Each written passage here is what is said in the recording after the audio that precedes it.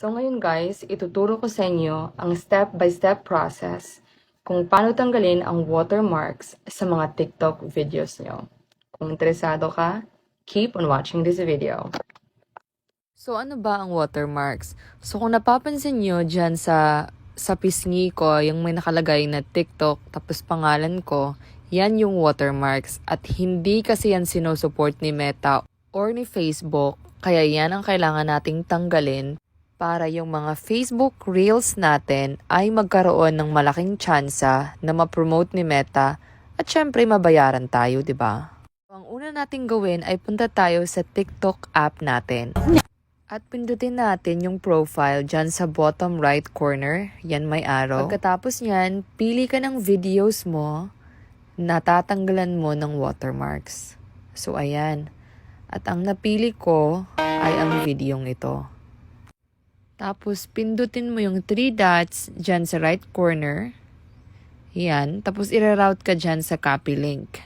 So, once na pindot mo na yan, punta ka na sa Google Chrome. So, ayan. Okay, punta lang tayo.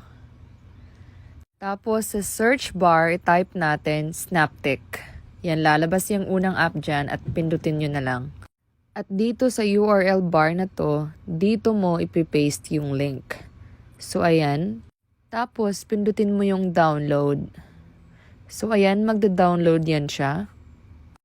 At antay na lang natin matapos yung download. So, once natapos yan, pwede mo nang pindutin yung open in. Pagkatapos niyan, i-route ka sa page na may open in downloads. Ayan.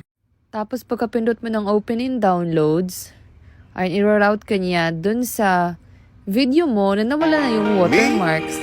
So ayan, nakikita mo nawala na siya. Tapos, masisave na yan doon sa mga photos mo, doon sa gallery mo.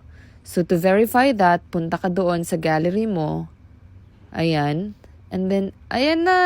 Wala na yung watermarks. Yay! Tapos, pwede mo nang i-upload yung video mo dun sa Facebook Reels mo. So, ayan, matutuwa na si Meta sa'yo. Perfect!